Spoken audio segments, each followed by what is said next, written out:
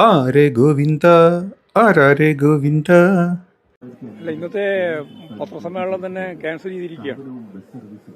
കേരളം ഒന്നടങ്കം യഥാർത്ഥത്തിൽ രാഹുൽ രാജിവെക്കണം എന്ന ഡിമാൻഡിലേക്ക് എത്തിയിരിക്കുകയാണ്. പെരുമഴ പോലെ ഇതുപോലെ ഒരു സംഭവം സ്ത്രീപീഡനവുമായിട്ട് ബന്ധപ്പെട്ട് കേരളത്തിന്റെ ചരിത്രത്തിൽ ഇന്നേ വരെ ആരും കേൾക്കുകയോ ഇതിനു മുമ്പ് വാർത്തയാവുകയോ ചെയ്തിട്ടില്ല. അത് നമ്മുടെ ഗോവിന്ദമാമൻ പറഞ്ഞത് കറക്റ്റാ. എൻ്റെ പൊന്നു മാമ, ഇങ്ങനത്തെ ഒരു കഥ നമ്മൾ കേട്ടില്ല. നമ്മൾ വേറെ ചില കഥകൾ കേട്ടിട്ടുണ്ട്. അതിൻ്റെ ഒന്ന് രണ്ട് ക്ലിപ്പുകൾ തരട്ടെ മാമ നിങ്ങൾക്ക്. ഇത് കേട്ടു നോക്കിയ മാമ. അതിനുശേഷം ഇ പി ജയരാജൻ പിന്നെ ഫെനി ബാലകൃഷ്ണനെ കോൺടാക്ട് ചെയ്തിട്ട് ഇതുപോലെ പൈസ വാഗ്ദാനം ചെയ്യും, ഉമ്മൻചാണ്ടി സാറിനെ എതിരെ അലിഗേഷൻ പറയുകയാണെന്നുണ്ടെങ്കിൽ പിന്നെ വേണ്ടത്ര സാമ്പത്തിക സഹായവും അതേപോലെ തന്നെ പിന്നെ കേസുകൾ തീർക്കാൻ ഹെൽപ്പ് ചെയ്യാമെന്ന് പറഞ്ഞു. ഇനി അവിടെ നിൽക്കട്ടെ മാമ, നമുക്ക് അടുത്തത് കേൾക്കാം. ഇതോടെ ഒന്ന് കേട്ടു നോക്കുക മാമ. ഇപ്പം ലേറ്റസ്റ്റ് സജി ചെറിയൻ ഇറങ്ങിയതിന് ശേഷം സജി ചെറിയൻ 2-3 കോടതികളിൽ വന്ന് ബന്ധപ്പെടാൻ ശ്രമിക്കുകയും അതിനുശേഷം ഇപ്പം പിന്നെ ഫെനിയുടെ വീട്ടിൽ വന്ന് സംസാരിച്ചു. എന്നെ നേരിട്ട് കണ്ടിരുന്നു. ഹലോ, എന്താണ് ഈ നാളെ ഇതുപോലെ തന്നെ ആയിരിക്കുമോ? അല്ലല്ല, ഞാൻ നാളെ എന്തായാലും ഞാൻ നാളെ രാവിലെ. അല്ല, അങ്ങനെയാണെന്നുണ്ടെങ്കിൽ ഞാൻ പിന്നെ ഇനി എനിക്ക് അങ്ങനെ കബളിപ്പിക്കുന്നത് ഇഷ്ടമല്ല. അതാണ് ഞാൻ പറയുന്നത്. താല്പര്യമില്ല എന്നുള്ളത് പറഞ്ഞാൽ പിന്നെ മഴയായത് കാരണം അല്ലാതെ വേറെ ഒന്നുമില്ല. ദൈവത്തിനാണ് മഴ ആയതുകൊണ്ടാണ് ഞാൻ ഇറങ്ങാൻ കാര്യം എന്ന് വെച്ചാൽ ഞാൻ ഇവിടുന്ന് ഇറങ്ങിയ സമയത്ത് നല്ല മഴ. ഞാൻ വിചാരിക്കുന്ന തോരട്ടെന്ന് വിചാരിച്ചു ഞാൻ കയറി കിടന്നു. പിന്നെ ഞാൻ ഉറങ്ങിപ്പോയി.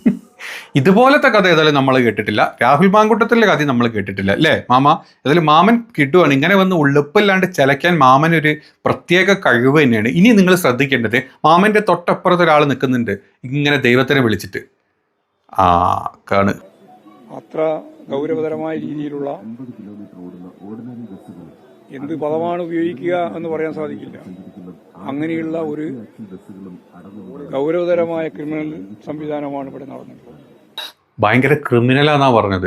പക്ഷെ മാമൻ ഇതിനേക്കാൾ വലിയ ക്രിമിനൽ മാമന്റെ തൊട്ടപ്പുറത്ത് നിൽക്കുന്നുണ്ട്. അത് മാമൻ ഇടക്ക് മറന്നുകൊണ്ട് പാപം ആ ക്രിമിനലാണെങ്കിൽ വാ തുറക്കാൻ പറ്റാണ്ട് ഈവൻ മാധ്യമങ്ങളുടെ മുന്നോട്ട് പോലും നോക്കാൻ പറ്റില്ല. നോക്കിക്കഴിഞ്ഞാൽ പണ്ടത്തെ മുഖമാണ് നമ്മുടെ ആ പറഞ്ഞ മാമൻ ഓർമ്മ വരിക. അതായത് മൂക്കിന്റെ മുകളിൽ മുറിയിട്ട് ഇങ്ങനെ നിൽക്കുന്ന ഒരു ചിത്രല്ലേ, അതാണ് എല്ലാവർക്കും ഓർമ്മയിൽ വരും. അതുകൊണ്ട് ആ മാമൻ ക്യാമറന്റെ മുന്നോട്ട് മാത്രം നോക്കുന്നില്ല, സൈഡിലോട്ട് തിരിഞ്ഞിങ്ങനെ മേലോട്ട് താഴോട്ട് ഇടക്ക് താഴോട്ടൊക്കെ നോക്കട്ടെ, എന്നെ ഒന്ന് കൊന്നു തന്നേക്കണേ എന്നുള്ള രീതിയിലാണ് ആ ക്രിമിനൽ സൈഡിൽ നിൽക്കുന്നത്. ഇനി ഇവിടെ കൊണ്ട് നിർത്തുന്നില്ല, മാമൻ അടുത്തത് വെട്ടി പൊട്ടിക്കുന്നില്ല. അതുകൂടെ കേട്ടു. അതിനെതിരായി കേരള ജനങ്ങൾ ഒറ്റക്കെട്ടായി കക്ഷി രാഷ്ട്രീയത്തിന് അതീതമായി നിൽക്കുകയാണ്. സ്വാഭാവികമായിട്ടും ഇന്നല്ലെങ്കിൽ നാളെ രാജിവെക്കേണ്ടി വരുമെന്ന കാര്യത്തിൽ യാതൊരു സംശയമില്ല. അങ്ങനെ പറഞ്ഞു കൊടുക്കും മാമ. മാമന്റെ കൂട്ടത്തിൽ നിന്ന് എത്ര ആൾ രാജിവെച്ചില്ലേ? മുകേഷ് രാജിവെച്ച്, നമ്മുടെ ഗണേഷ് രാജിവെച്ച്, നമ്മുടെ ശശീന്ദ്രൻ പറഞ്ഞത് ഓർക്കുന്നുണ്ടോ? ഓർക്കുന്നുണ്ടോ മാമൻ? ശശീന്ദ്രൻ രാജിവെച്ച്, ഇങ്ങനെ എത്ര ആൾക്കാർ രാജിവെച്ചില്ലേ? നമ്മുടെ സ്വപ്നന്റെ ജഡ്ഡി പിടിച്ചു പോയ എത്ര മന്ത്രിമാർ രാജിവെച്ച്, പിണറായി അടക്കം പിടിച്ചെന്നാണ് കേട്ടത്. ഏതായാലും അത്രയും ആൾക്കാർ രാജിവെച്ച സ്ഥിതിക്ക് നമ്മുടെ രാഹുൽ മാങ്കൂട്ടത്തിൽ രാജിവെക്കണം എന്ന് തന്നെയാണ് എനിക്ക് ഈ കാര്യത്തിൽ പ്രത്യേകിച്ച് പറയാനുള്ളത്. ഇനി മാമൻ ഇനിയും എന്തൊക്കെ പറയാനുണ്ട്, കേൾക്കാം നമുക്ക്. രാജിവെക്കണം എന്ന നിലപാട് ഉറച്ച രീതിയിൽ തന്നെ CPIM ഉൾപ്പെടെ പറഞ്ഞു കഴിഞ്ഞിരിക്കുന്നു. ആരോപണമല്ലല്ലോ ഇത്. അതാണ് നിങ്ങൾക്ക് മനസ്സിലാവാത്തത്. മനസ്സിലായി. ആരോപണമല്ലല്ലോ ഇത്. നിങ്ങൾ ഇതുവരെ പറഞ്ഞുകൊണ്ടിരുന്ന മുഴുവൻ ആരോപണമല്ലേ? ഇത് ആരോപണമല്ലല്ലോ. വസ്തുതാപരമായ തെളിവുകൾ ലോകത്തിന്റെ മുമ്പിൽ നിരന്നിരിക്കുകയാണ്. ആ നിരന്നിരിക്കുന്ന തെളിവുകൾ അടിസ്ഥാനപ്പെടുത്തിയിട്ട് നിലപാടുകൾ സ്വീകരിക്കണം എന്നാണ് ഇപ്പം ഞങ്ങൾ പറഞ്ഞത്. പോളി, അടിപൊളിയാണ്. മാമൻ നിങ്ങൾ വിചാരിച്ച ഊളമൊന്നുമല്ല. എന്തൊക്കെയാണ് തെളിവുകൾ മുന്നോട്ട് വന്നതില്ലേ? നമ്മുടെ ട്രാൻസ്ജെൻഡർ ആയിട്ടുള്ള പെണ്ണ് പറഞ്ഞില്ലേ? അതുപോലെ തന്നെ ഏതോ ഒരു പെണ്ണിന്റെ വോയിസ് ക്ലിപ്പ് നമ്മൾ പുറത്ത് കേട്ടില്ലേ? ഇതൊക്കെ തെളിവല്ലേ? അപ്പൊ മാമ ഇതിന് നമ്മൾ എന്താ പറയാ മാമ? ഇത് തെളിവല്ലായിരുന്നു മാമ. അന്ന് എന്നെ പീഡിപ്പിച്ചു, എനിക്ക് കൊച്ചിനുണ്ടാക്കി, അല്ലെങ്കിൽ എന്നെ കൊണ്ട് നടന്ന് പീഡിപ്പിച്ചു എന്നൊക്കെയാണ് നമ്മുടെ പല തെളിവുകൾ അന്ന് വന്നിരുന്നത്. അതിനെ തെളിവായിട്ട് കാണാൻ പറ്റില്ല അല്ലേ? അത് പാടില്ല, അതൊന്നും തെളിവല്ല, അതൊക്കെ വെറുതെ പറയുന്നല്ലേ. എന്നാലും അതിന് 1-2 പോർഷനും കൂടെ കേട്ട് നോക്കാം, നമ്മൾ കണ്ടു നോക്കാം നമുക്ക്.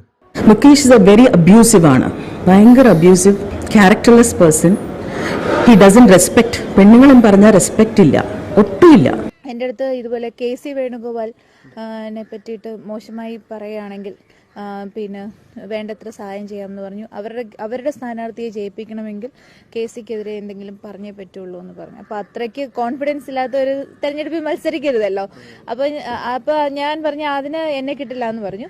സെക്കൻഡ് വന്നിട്ട് ഭരണം മാറ്റാൻ വേണ്ടിയിട്ട്, അപ്പോഴും ഈ ഓഫർ തന്നെ സ്റ്റിൽ പെൻഡിങ് ആണെന്ന് പറഞ്ഞു. അതിനൊരു താല്പര്യം ഇല്ലാത്തതുകൊണ്ട് ഞാൻ റെസ്പോണ്ട് ചെയ്തില്ല. പക്ഷേ ഞാനത് റെക്കോർഡ് ചെയ്തു. എന്ന് വെച്ചാൽ ഇങ്ങനെയുള്ള ഒത്തിരി അലിഗേഷൻസ് എൻ്റെ മേളിൽ വന്നിട്ടുണ്ട്, ഞാൻ പൈസ വാങ്ങിക്കുന്നു. ഇതൊന്നും ഒരു തെളിവായിട്ട് നമ്മുടെ മാമൻ കാണുന്നില്ല കേട്ടോ. രാഹുൽ മാങ്കൂട്ടത്തിനെതിരെ വന്നിട്ടുള്ള വോയിസ് ക്ലിപ്പും അതല്ലെങ്കിൽ ചാറ്റും മാത്രമാണ് തെളിവ് എന്ന് പറയുന്നത്. ഇതൊന്നും തെളിവല്ല, ഇതൊക്കെ വെറും വെടിവർത്താനങ്ങളായിട്ട് മാമൻ കണ്ടിട്ടുള്ളൂ. അതുകൊണ്ട് രാജിവെക്കണം. അല്ലാതെ ആരോപണം അടിസ്ഥാനപ്പെടുത്തിയിട്ട് രാജിവെക്കണം എന്നല്ല. ആരോപണം മാത്രമേ ഉണ്ടായിരുന്നുള്ളൂ. കുറ്റപത്രം അത് കോടതി തെളിയിക്കട്ടെ, അത് കുഴപ്പമില്ല, നമുക്ക് അപ്പോൾ ആലോചിക്കാം. ഇത് പുതിയ കീഴ്വഴക്കം. ഇങ്ങനെ ഒരു സംഭവം ഇതിന് മുമ്പ് എപ്പം ഉണ്ടായിട്ടുണ്ടോ ഇതുപോലെ? എപ്പോഴെങ്കിലും ഉണ്ടായിട്ടുണ്ടോ? ഇതുപോലത്തെ സംഭവം ഒന്നും ഉണ്ടായിട്ടില്ല. ഇതുപോലെ ഇടയ്ക്കൊരു പഞ്ചാര മെസ്സേജോ അല്ലെങ്കിൽ പഞ്ചാര ചാറ്റോ ഇതുപോലൊന്നല്ല. പണ്ട് നേരിട്ട് പീഡനമായിരുന്നു.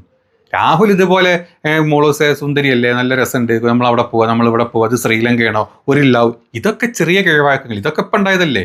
പണ്ട് നമ്മുടെ കാലത്ത്, മാമൻ്റെ കാലത്ത് എന്തായിരുന്നു? മൊത്തം പിടിയായിരുന്നു.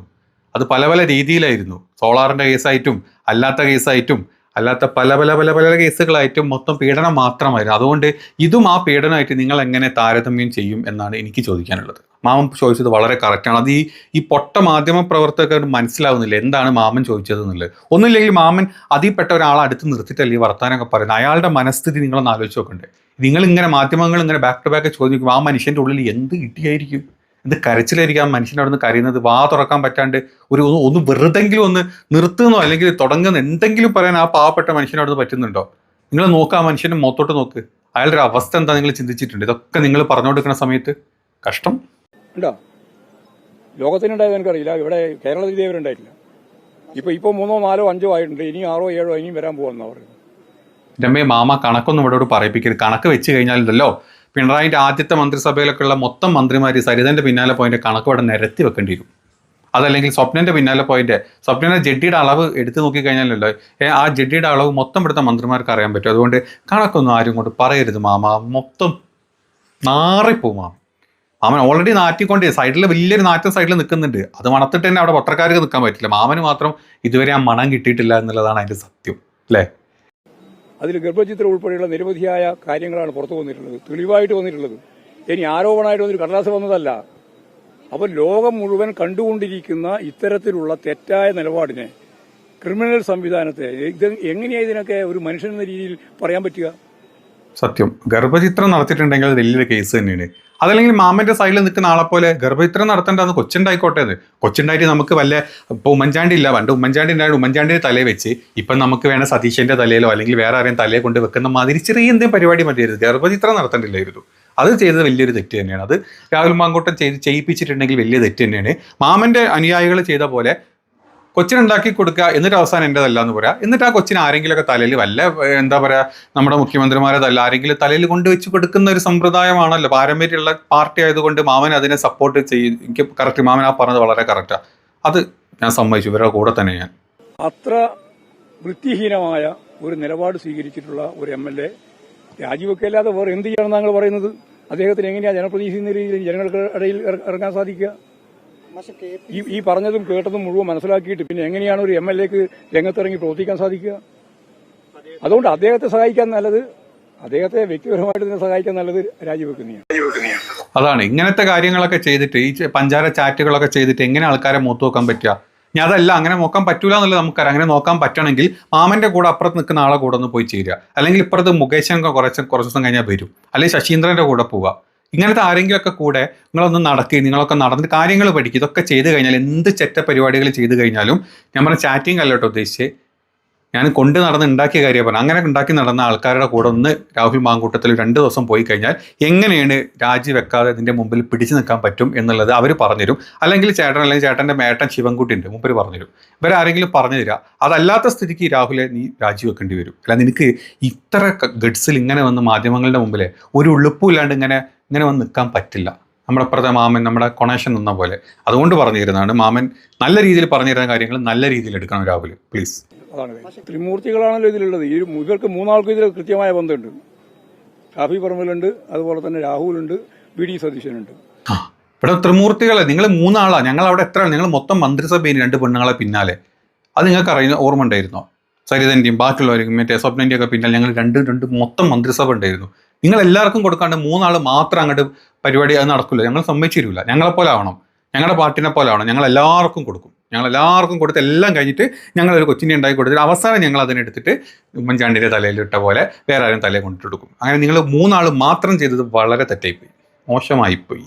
ഈ സംഭവം മുഴുവൻ അറിഞ്ഞിട്ടും അറിയാതെ പോലെ നടിക്കുകയും അവർക്ക് പ്രൊമോഷൻ നൽകുകയും ചെയ്തിട്ടുള്ളതാണ് KPCCയുടെയും ഏറ്റവും പ്രധാനപ്പെട്ട നേതാവായിട്ടുള്ള പ്രതിപക്ഷ നേതാവിൻ്റെ ഏറ്റവും വൃത്തികെട്ട രീതി. ആ രീതിയെ ശക്തിയായിട്ട് ജനങ്ങൾ എതിർക്കുന്നുണ്ട്. അത് കോൺഗ്രസിൻ്റെ അകത്ത് തന്നെ, CPIM ഇടതുപക്ഷ പാർട്ടികൾ മാത്രമല്ല, കോൺഗ്രസിൻ്റെ അകത്ത് തന്നെ അതിശക്തിയായിട്ടുള്ള വിമർശനവും അതുപോലെ തന്നെ ശക്തിയായ രീതിയിലുള്ള ഈ രാജിവെക്കണം എന്നുള്ള ആവശ്യവും ഉയർന്നു വരികയാണ്. അതുകൊണ്ടാണ് ഞാൻ ആദ്യം പറഞ്ഞത് കോൺഗ്രസ് തീരുമാനിക്കട്ടെ എന്ന് പറയുമ്പോൾ കോൺഗ്രസ് തീരുമാനിക്കുന്നില്ല എന്ന് തീരുമാനിച്ചപ്പോഴാണ് ജനങ്ങൾ മുഴുവൻ ശക്തിയായിട്ട് മുമ്പോട്ടേക്ക് വന്നിട്ടുള്ളത്. അപ്പോൾ രാജിവെക്കല്ലാണ്ട് വേറൊരു വഴിയും ഇനി രാഹുലിന്റെ മുമ്പിലില്ല. കേസെടുത്തിട്ടുണ്ട്, ഇനി കേസ് വരും. ഇതുപോലെ ഒരു പെറ്റീഷൻ കൊടുക്കേണ്ട കാര്യമില്ല. ഇത് മുഴുവൻ തെളിവായിട്ട് ജനങ്ങളുടെ മുമ്പിൽ, ലോകത്തെമ്പാടുമുള്ള മനുഷ്യന്റെ മുമ്പിൽ വന്നു കഴിഞ്ഞിരിക്കുകയാണ്. ചരിത്രത്തിൽ ഇന്നേ വരെ ഇതുപോലെ പീഡനവുമായിട്ട് ബന്ധപ്പെട്ട് സ്ത്രീകളുടെ പരാതികൾ ഓരോന്നോരോന്നായിട്ട് TV വന്ന ഏതെങ്കിലും സംഭവം കേരളത്തിൽ ഇതിനു മുമ്പുണ്ടായിട്ടുണ്ടോ? അങ്ങനെ ചോദിക്കല്ലോ എൻ്റെ മാമ. അങ്ങനെയൊക്കെ ചോദിച്ചു കഴിഞ്ഞാലുണ്ടല്ലോ, വിത്ത് വീഡിയോ വിത്ത് ഓഡിയോ, അതിനൊക്കെ ആ വീഡിയോ ഒന്നും പുറത്ത് കാണിക്കാൻ കൂടെ പറ്റാത്ത വീഡിയോ അല്ല മാമ. മാമൻ അറിഞ്ഞൂടെ മാമ? മാമൻ്റെ മന്ത്രിമാർ വെറും ജെട്ടിപ്പുറത്ത് പോയിരുന്ന വീഡിയോ ഒക്കെ ഉണ്ടായിരുന്നു. മാമൻ ഓർക്കുന്നുണ്ടോ ആ വീഡിയോ? ഇങ്ങനത്തെ മാമ പല വീഡിയോസും അല്ലെങ്കിൽ മാമ ഇങ്ങനത്തെ പല ഡയലോഗുകളും ഒക്കെ വന്നിട്ടുണ്ട്. അതുകൊണ്ട് മാമൻ ചുമ്മാ കണ്ണടച്ച് വെടി വെക്കാണ്ടിരിക്കണം മാമ, പ്ലീസ്. മാമൻ ഒന്നുമില്ലെങ്കിൽ മാമൻ്റെ അടുത്തിരിക്കുന്ന ആ മനുഷ്യൻ്റെ ഒരു മനസ്ഥിതിയും കൂടെ മനസ്സിലാക്കിയിട്ട് വേണേ ഇങ്ങനെ വന്നിട്ട് അവിടെ വന്ന് വെടി പൊട്ടിക്കാൻ. അതിൽ എത്ര വെടി തിരിഞ്ഞുകൊണ്ട് ആ മനുഷ്യൻ്റെ ആ പറഞ്ഞ കൊണേഷൻ്റെ ഉള്ളിൽ ഇടിച്ചിട്ടുണ്ടാകുന്ന മാമനറിയോ? ആ പത്രക്കാർ മൊത്തം ചിരിക്കുകയാണ്. അല്ലെങ്കിൽ എന്തൊക്കെ എവിടൊക്കെ എങ്ങനെയൊക്കെ ഡയലോഗ് അടിക്കുന്ന മനുഷ്യനെ മിണ്ടാട്ടില്ലാതെ നിൽക്കുക. എന്താ പടച്ചോനെ ചെയ്യുക? അവിടെ നിന്നിട്ട് ഇറങ്ങി ഓടണമെന്നുണ്ട്, ആരും ഇട്ട് വിളിക്കുന്നില്ല. അറ്റ്ലീസ്റ്റ് ഒരു കോൾ ചെയ്തിരുന്നെങ്കിൽ, ഫോണും എടുത്തെങ്കിൽ പിന്നോട്ട് പോയേനെ. അതിന് പോലും ഒരു മനുഷ്യൻ വിളിച്ചില്ല.